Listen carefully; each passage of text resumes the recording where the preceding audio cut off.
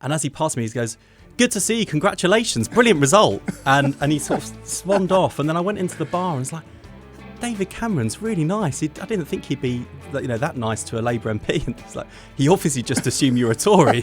Yeah, I bucked the trend in 2015. And in 2024, it turns out, just in the other direction. I'd just come back from holiday, nearly fell off the plane down the steps. I was so shocked that Theresa May had called an election. I think there's a lot of frustration amongst Labour's supporters that things haven't gone as well in the first year as people hoped. Yeah, I'm trying to answer this question as well without just sort of blaming the people who came before.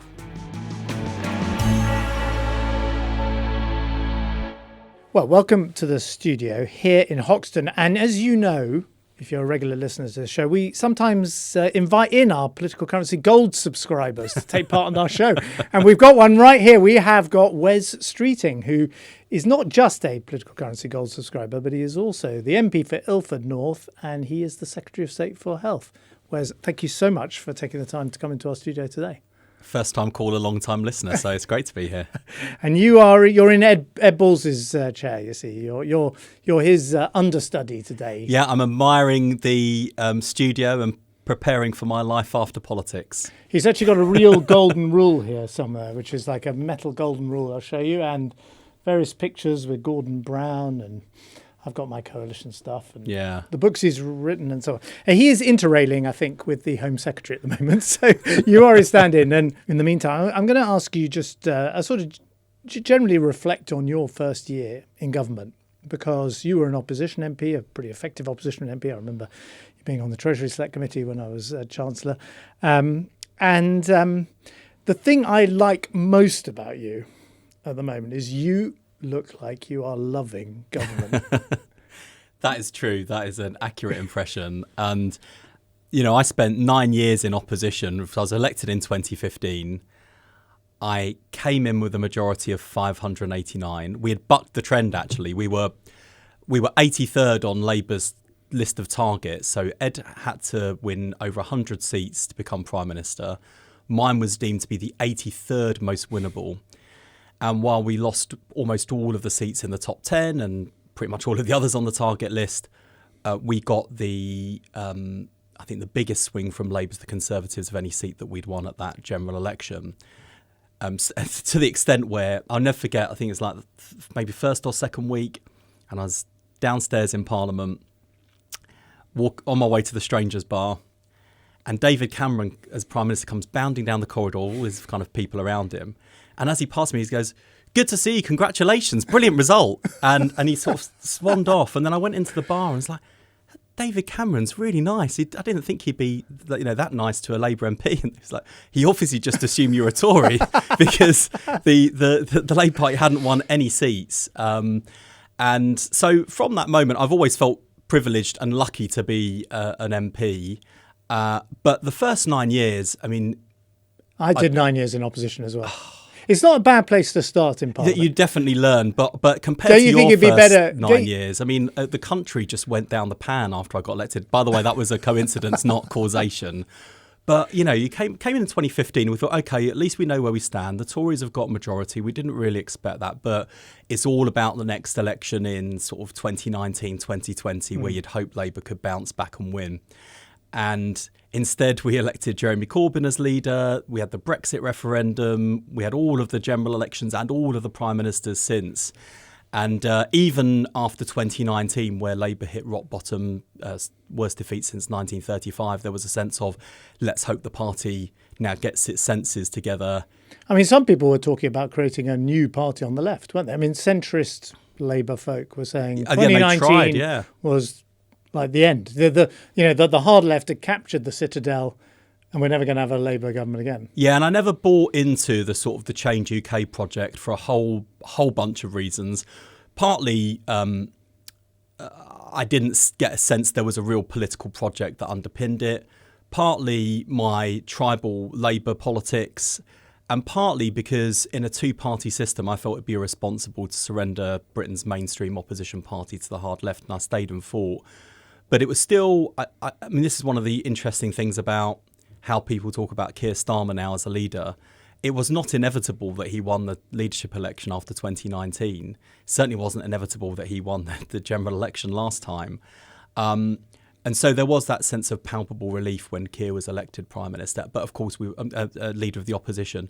But then, of course, we were plunged straight into, we were already in lockdown restrictions in the pandemic. So it was a really weird time. But do you think you're a better government minister because you've been an opposition MP? Because there's something about being an opposition MP where you are kind of a self-starter, and you have to, if you're in the shadow cabinet, if you don't do anything that day, nothing happens. Yeah. Whereas, with all due respect to a Secretary of State, if you're sick for a day or whatever, the department carries on, and the momentum of government carries on for quite a long time. And I personally, but I'm very party-proof because this was also my career. I think people who have their whole careers in government, as maybe you'll see some of these, depending on the results of the coming elections, maybe some of these new Labour backbenchers, they'll never have that kind of the cut and thrust of trying to prove yourself as an opposition MP. It's really, opposition is a lot harder than it looks. And I remember some of my Tory mates before the election saying, well, you'll find when you're in government, it's a lot harder than it looks. And I'd always hit back with, and you're going to find opposition's a lot harder than it looks as well. And I think the Tories are certainly finding that now, not least because they're diminished in number as well. So trying to just cover the business and make sure you've got people in the Commons, people in Westminster Hall, people at whatever big rally or event is taking place, it spreads you thin. And that's when you've got, in our case, we still had over 200 MPs after 2019, the Tories. And just over 100, aren't they? So I think they're struggling to just cover all the bases. But you learn a lot in opposition. You mentioned the Treasury Committee.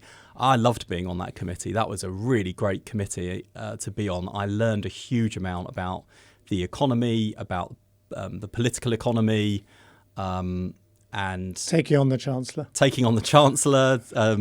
As I did to varying degrees of success when you came in front of our committee. Of course, now we had Prime Minister Carney in front of us when he was the mere old governor, and lots of us used to joke then he had that kind of I used to sing Smooth Operator before he'd walk into the room because he just used to charm the committee round his little finger in a way that he probably shouldn't have been allowed to get away with.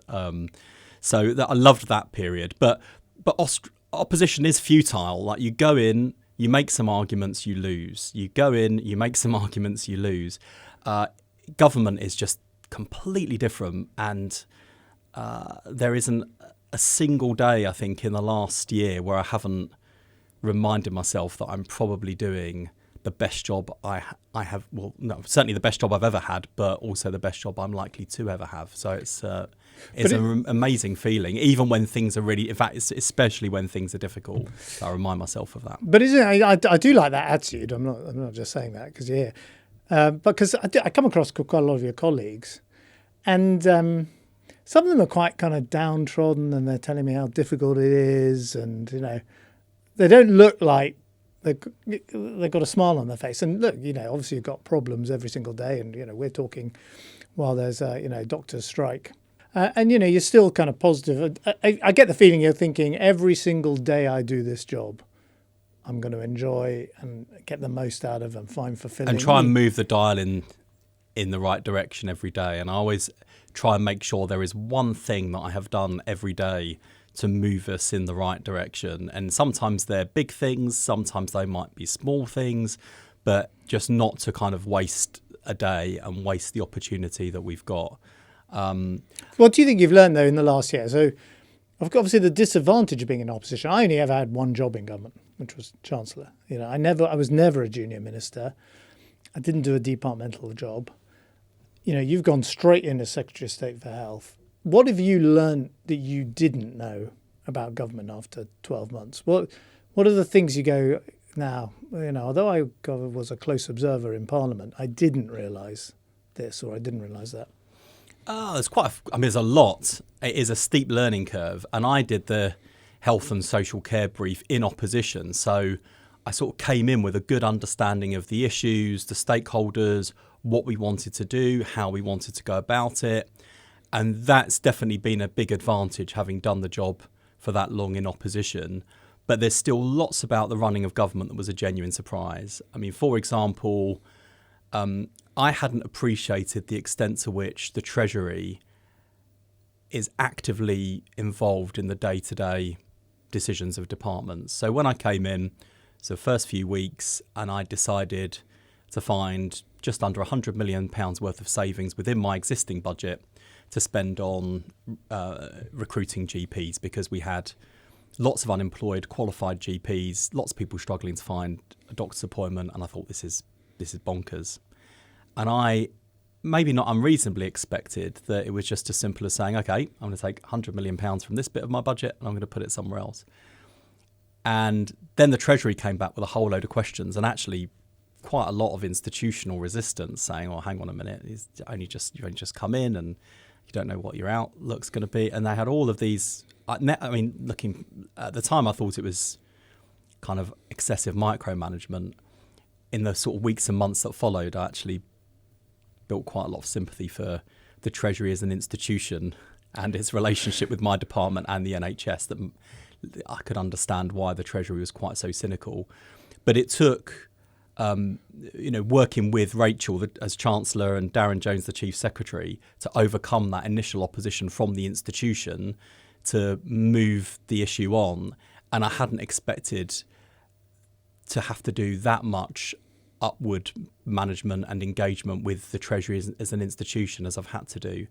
And I think I've always trying to do you do that only at a but ministerial level, or have you got to know any of the Treasury I've got officials? to know the officials well, and I think they've got to know me, and I tried to look at this objectively and thought, okay, so I think the Treasury is excessively micromanaging, but similarly, what is it about my department historically and the NHS historically about their behaviours have led to the Treasury behaving in this way, which is probably partly a benefit of having been on the Treasury Committee, is seeing departments through a slightly different lens.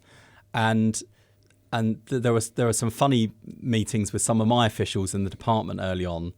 I think this was in the run-up to Rachel's first budget. We were putting together our submissions and the various back and forth you have with the Treasury in the run-up to a fiscal event like the budget. And there was got to the end of one part of the process, and I said, I don't know how you guys have done this to me, but you've actually made me sympathetic to the Treasury. Oh my God, you've been drinking the Kool-Aid. Yeah, I think that was there. And I think it's also not, I think, in no small part because of my kind of close professional and kind of friendship with Rachel and Darren, that there must be times when I appear to the Treasury as sort of classic health secretary trying to get more money out of the Treasury.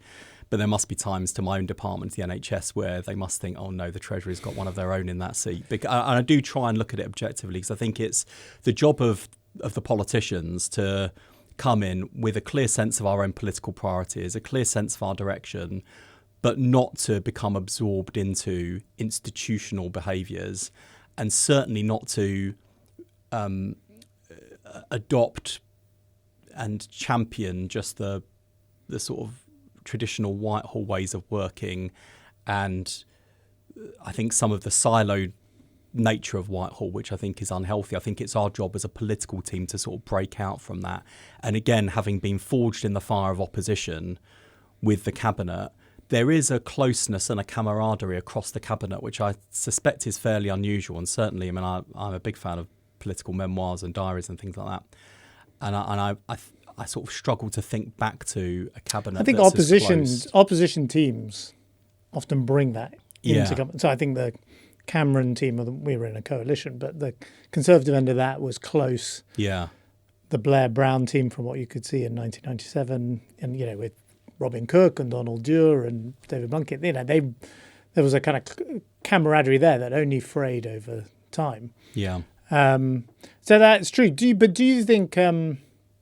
I guess given my own personal background in the Treasury, I used to sometimes think I'm the only person in the room who says we can't afford this.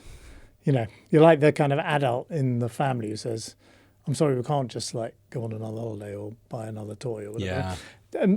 Do you? One of the things that is kind of asked of this government is, is the cabinet aware of the bond market, of the pressures on the Chancellor, to ensure that Britain has fiscal credibility out there? It's all very well kind of, asking for more money for this, more money for that. You've got obviously noisy workforces who want more money. And there are lots of people coming forward with, like, probably unsolicited ideas for new taxes. But is there a kind of collective understanding of the pressure, the economic pressures on the government?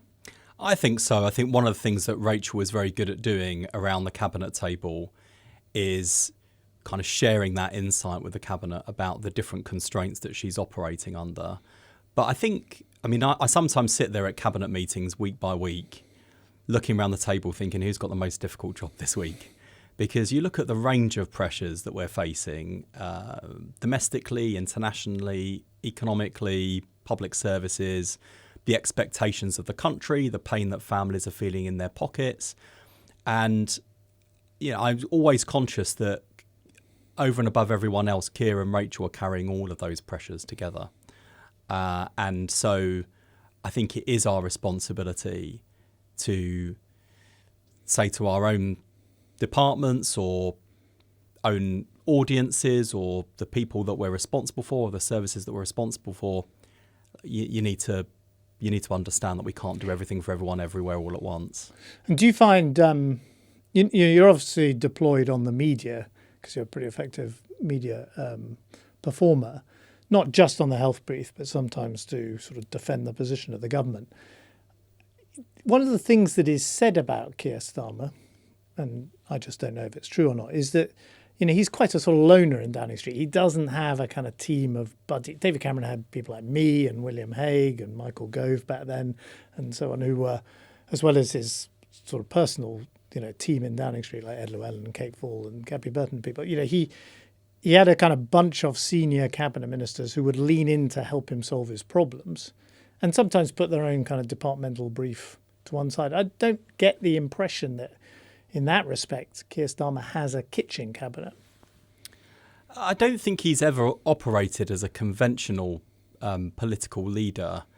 And I think he's brought in from outside politics a way of working and a set of perspectives that can be quite liberating at times, because it breaks you out of traditional, conventional political thinking and ways of working. And I wonder, thinking back to when we were in opposition, and there were so many times Keir was underestimated in opposition and written off in opposition, he sort of confounded his critics. But there were a number of times in opposition where I thought, if we had a traditional political leader in this role, I'm not sure we would be changing as rapidly and disruptively as we did change in opposition. And I think the same is true for the way he operates in government. I mean, when you've earned his trust, but you do have to earn his trust, he is a very permissive leader and someone who will, like, if I think back to all of the conversations I've had with Keir in the last 12 months, there hasn't been a single one where he said, whoa, slow down a minute, I'm not sure about that. It's always been go harder, go faster, be bolder. And I think that side of his leadership, and I mean his team, I think we need to show kind of more of that. The NHS England abolition decision, for example, was a decision that we kept so tightly. There was a handful of us who knew, including the Prime Minister. I couldn't have done it without Keir. And when I first went to see him about it, and I gave him a range of options, including we could do it more slowly if you like, and he's like, no. You, in my career, I've never thought of a time where I wish I'd done that big change more slowly. So he was extremely supportive. Why do you think then, in terms of the machinery of government, I think most external observers, certainly in my view, is that on the international front, he's performing pretty well. I mean, he's handling Trump, which is incredibly difficult for any foreign leader to do. He's got the trade deal with the EU, and he's kind of confident on the global stage, and has got a pretty experienced foreign policy team of officials around him, as well as the cabinet ministers. But on the domestic front, I don't think anyone would say the first year has been smooth, anything like as smooth as the Tony Blair's first year. And it's not just these are harder times. He picked a chief of staff who he then had to fire a few months later. He's had to keep sort of changing the personnel in Downing Street. We're talking on the day when there's again another kind of new person's been appointed to Downing Street. Why do you think he's the sort of central machinery has not operated as smoothly as it should.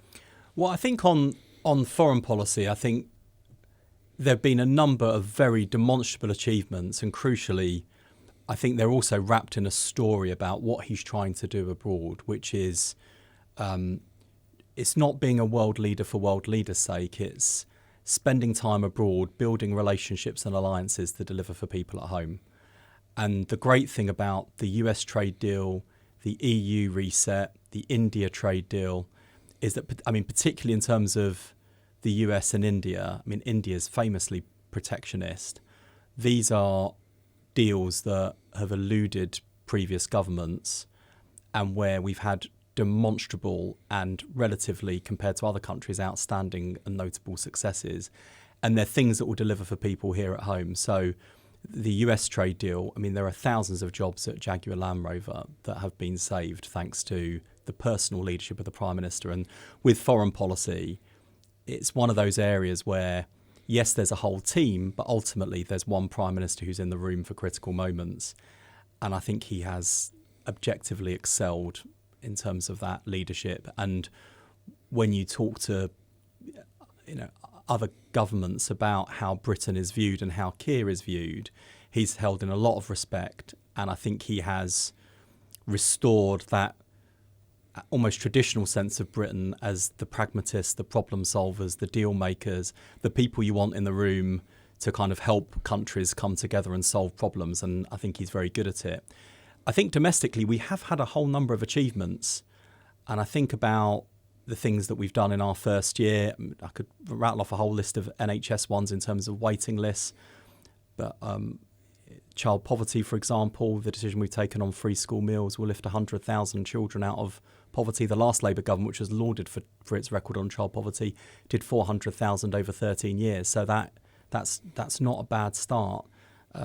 You've got a big public service reform agenda in justice. But come on, you know that But I think we could wrap it. It's not wrapped up in a coherent enough story about the change that we're bringing. And I think the other thing is when the starting point was so bad in terms of what we inherited, I think that it's fair to say, I mean, even in the NHS, I'm always so conscious of this when I'm talking about waiting lists falling or more GPs being employed and some of the data moving in the right direction, particularly on GP satisfaction. I'm always conscious that whenever I say this on telly or on radio, there'll be someone shouting at the telly or radio saying, but I couldn't get a GP appointment this morning, I'm still waiting. And both of those things are true. The NHS is beginning to move in the right direction, but there are also lots of people that are still waiting and it's not yet good enough. But come on, Wes, it's not enough to say it's a communication problem or that, the circumstances are uniquely difficult. I mean, Britain changes its government when things have gone wrong. I mean, that's why they kick out one party and they put a new one in. But on some of the big, domestic manoeuvres on the economy, on budgets, on winter fuel payments, disability, but huge amounts of political capital have been eaten up on making changes and then undoing those changes. And, at the end of the first year, it's not just that the Prime Minister's own poll ratings, and I agree with what you say about his standing in the world, his own personal poll ratings are terrible by historical comparisons of other opposition leaders who've become Prime Minister. And as I say, there's still this feeling that there isn't, as you say, a coherent narrative, or enough of a coherent narrative. The domestic sort of machinery isn't working properly. Now, maybe it's all being fixed now, and maybe there's something of Keir Starmer, which is he's sort of slow starter but gets there, which is what happened in opposition. But I think there's a lot of frustration amongst Labour's supporters that things haven't gone as well in the first year as people hoped. Yeah, I'm trying to answer this question as well without just sort of blaming the people who came before, because people say, well, you would say that, wouldn't you? But it's really easy to forget. I mean, it felt like the state was at total standstill when we came in, and there were so many problems that no incoming government should ever face. I mean, the fact that prisons were weeks away from being literally full and the country being in a position where we couldn't lock up thugs who were rioting on our streets. I mean, that is a bad place. But it is often like that when you get a big change. In 97, I was working in 10 Downing Street. I can tell you the government was utterly exhausted. Yeah. Right. And in 2010, I'm not sure that, to be fair to the Tories in the mid-90s, even with all of the kind of the internal chaos in the Conservative Party after Maastricht, I don't think that the British state itself had been run into the ground to the extent that it had done post-Brexit, with all of those different prime ministers who came in and the sort of the Borgia years of the Johnson premiership, and then the absolute calamity of Truss. And I think, it'd be interesting to talk to the Sunak people about how the machine was running for them when they came in, because I think part of the challenge for Sunak was that the damage was already done. All the things he was trying to move in the right direction, it was too late, and he didn't have enough time to turn those things around. I'm not sure he was making the right choices either, but that's a different question. I'm not sure he would have literally had enough time in any case. I don't think he actually, I agree with some of what you say there. I don't think he made as much as he should have done of his first couple of months. That is your moment. Do you look back on the first year and go, oh, actually, there's more I could have done now? I realise, although I'm becoming more experienced and I know how to pull the levers of government more, I can also see that some of the kind of very early windows have closed a bit for me. Well, we came in, I got some flack for it at the time, but we had a sort of a plan for how we were going to bring about the NHS reform agenda. So we'd prosecuted in opposition the argument that the NHS needed investment and reform, and that unless it reformed, then it would die and it would become unsustainable and unsupported. We then came in and we commissioned Lord Darcy to do an investigation into the true state of the NHS. And loads of people at the time were saying, hang on a minute, shouldn't you have done this in opposition? But it was really important to have an authoritative, independent and data-driven analysis of the true extent of the challenges in the NHS. And there were things in there that surprised me in terms of some of its findings, particularly in terms of its observation on staffing and which areas it thought were overstaffed and understaffed. But there were other things in there too. The undercapitalisation of the NHS, I think, was laid out in stark terms.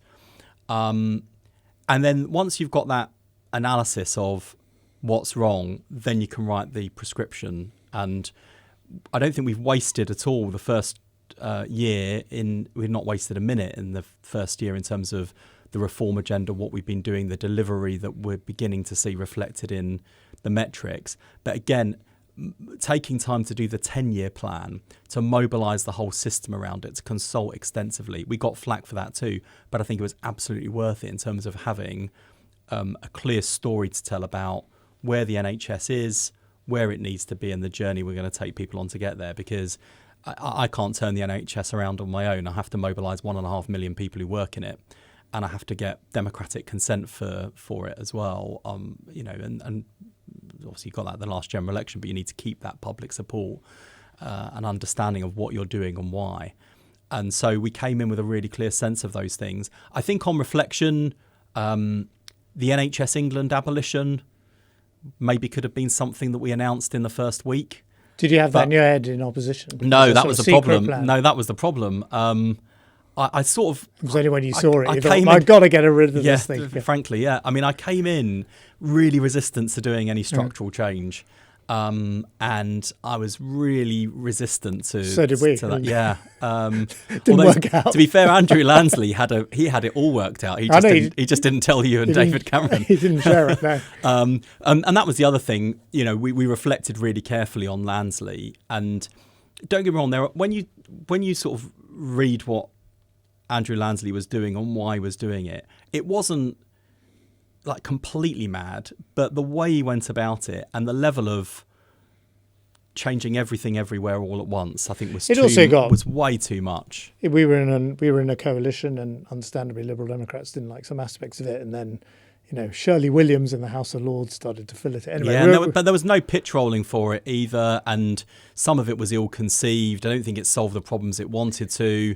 And it's been calamitous for the NHS, and the way in which we're going about some of the structural reform is actually not too dissimilar to the way you approach Metro mayors. And I remember when you first went down that route, I was a bit frustrated as an opposition MP looking in, thinking, why are you are you doing this lopsided approach to local government reform?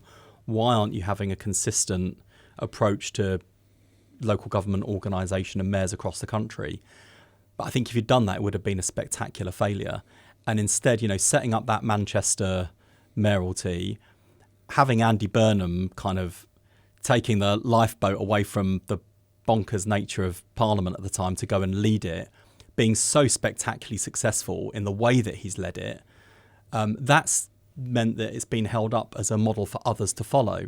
And so you've got now a rolling out of mayors that's been inspired rather than imposed.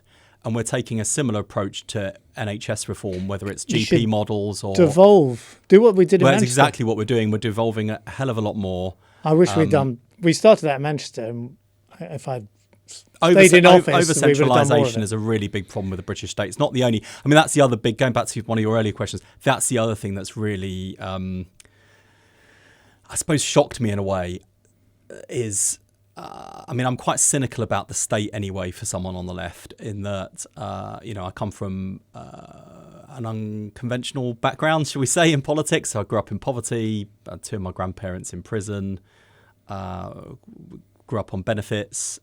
So I've seen different, and also I'm here because I'm a product of a great state education, council housing. So I've seen the best and the worst of the state. But it means that while I believe very strongly in the role of the state in providing security and opportunity for people, I'm also not dewy-eyed about the state either, and I can see some of its real shortcomings. But when I look at examples of state failure, whether it's victims of the NHS in maternity, mental health and other settings, the contaminated blood scandal, Windrush, seeing all of these examples of state failure and the inability of the state to own its failure, to acknowledge its failure and to remedy its failure, that I find shocking. The way in which the state relates to its citizens is really quite appalling in too many cases. And if there's one thing I'm driving at over and above everything else in the NHS reform agenda, it's the idea that the patient is king or queen, and that we've got to give more power not just to frontline leaders and clinicians, we've got to give more power to the patient. I mean, that's often been a Conservative message on health reforms, maybe gone about in a different message, which is put the patient first, put patient choice first.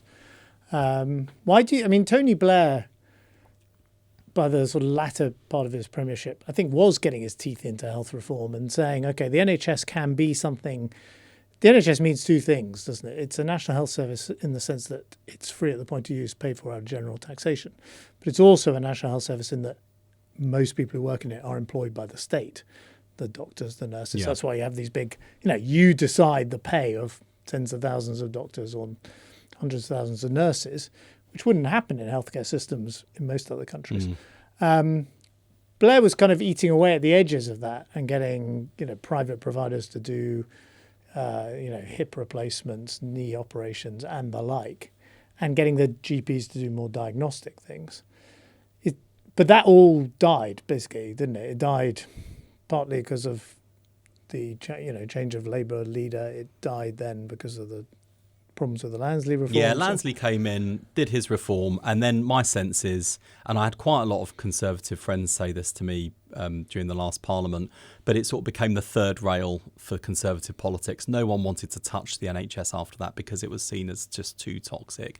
And the Tories were saying to me, look, only Labour can be trusted to reform the NHS. And I think that is true. This is Nixon in China. Yeah, and look, I think to like the nature of the reform, I sort of see in the Telegraph and the Times from time to time articles that pop up, Spectator pop up saying Labour's bottle reform because they won't change the model of funding. And it's such a red herring. That is not the problem with the NHS. The problem is the model of care and the fact we have far too much of a hospital-centric system. We're spending a lot of money in the wrong place at the wrong time, delivering poorer value for taxpayers and poorer outcomes for patients. We've got to shift a lot more to primary and community, diagnosing earlier, treating faster, better for patients, better value for the taxpayer. On technology, we've got to do a lot more on making sure the NHS doesn't just benefit from, but actively leads the revolution in AI, machine learning, genomics, all those things that are going to completely revolutionise how we do healthcare prediction and prevention, as well as earlier diagnostics and earlier treatment. And then on the prevention and public health side, I mean, this is where I think the Tories can do their own version of Nixon in China. I mean, I was always really impressed with people like Sajid Javid. And actually, your sugar tax as well. It's really funny. I remember that going through and saying to Will Quince, who was later a health minister, but as a mate of mine on the Tory bench at the time. And I remember saying to Will, what are you doing all this nanny state sugar tax for? It's not very conservative. Most of the Tory MPs were I remember. But you got it through, and it's been hugely successful. And I think the Tories almost have more space on public health than Labour governments do. But that prevention, public health side of things is absolutely essential to pushing illness into later life. Because at the moment we've got a society that's growing older but becoming sicker sooner. And that is a big, big sustainability challenge, not just for NHS spending, but for the affordability of the state as well. So pivoting a bit, because we're coming to the end, but you could use actually public health as an example to do this. You know, there was a kind of reaction, wasn't there, to the early Labour announcement about banning smoking outdoors in pub gardens and things like that. And you hear that Morgan McSweeney, the chief of staff in Number 10, is absolutely clear that Farage is the real opposition. You know, that it's not the Tory party anymore who's going to be our biggest opponents. It's reform. I mean, there's obviously a bit of kind of game playing when you do that, and, you know, helps to keep the right split. But I think a lot of the liberal left would say that Labour's kind of afraid of its own shadow on this stuff, and it's allowed itself to be intimidated, not on a whole set of socially liberal issues, immigration and the like, without getting into all of them in detail because we don't have time, that, you know, we're all kind of living in Farage's shadow. And you're like a Labour government with a huge majority, you should just get on with things. So I'll say two things. Firstly, I do think and fear that what we're seeing is major party realignment on the right of a type we haven't seen in British politics since Labour leapfrogged the Liberal Party to become the sort of the main opponent of the Conservatives. I think Reform are in the process of doing something similar to the Conservative Party, and the Conservatives feel less and less relevant in Parliament, even though they're much greater in number. I think that maybe one area where we haven't made the most of being in government yet is when you're in opposition. I say this to my team all the time. It's our job to grab the microphone, because in opposition you have to fight for attention. No one cares. I mean, the Tories must have found this in their first year in opposition, because they go from running big government departments with huge agendas. I mean, there's always stuff coming out of government, and you put out a government press release, and unless it is really, really dull, it will get picked up by someone somewhere. In opposition, you have to really fight to grab the microphone and get some attention. And I think that one thing that Farage is instinctively good at is grabbing the microphone and getting attention. And we mustn't forget that in government, you do get to set the terms of the debate, and you do get to set the agenda. And our most successful moments in the last 12 months have been where we have set the agenda, where we've gone out and made arguments as a government, and shown to deliver, shown to be delivering as well, because that's what people want. People want to feel change. They want to feel like the government is driving the country forward in the right direction. So we shouldn't forget that in government you do have the microphone, and you do get to set the question, the terms of the debate, and we mustn't fall into the trap of letting Farage set the terms of the debate for us. Now, you have a highly marginal seat. I mean, there was probably a moment on election night where you thought... Yeah, but the trend in 2015 and in 2024, it turns out, just in the other direction. Do you think that means most cabinet ministers, or whatever party, don't sit on marginal seats? That's the sort of nature of Westminster politics. Do you think that makes you more sensitive to kind of things that are kind of potentially going on? I think you pull off quite a good trick, as you're very natural on broadcast. You never drop the ball. You don't ever say something that is wrong, and the Number 10 has to correct you. But you do quite often push the government a bit on your broadcasts. Like on the winter fuel payment, you were saying, long before Keir Starmer was saying it, that something was going to have to be done. On Gaza, which I know is an issue of concern to the people of Gaza above all, to me personally as well, and the people in the world. But it's a obviously constituency issue. It's a big constituency issue for you. I notice you're very careful about what you say. No one can say you're not following the government line, but you are pushing the government to be more active in this space. Is that just who you are? You're happy to kind of be a bit independent-minded in how you do these broadcasts, or you say, look, I'm actually the person on the front line here with my marginal seat, and I've got to pull my colleagues along?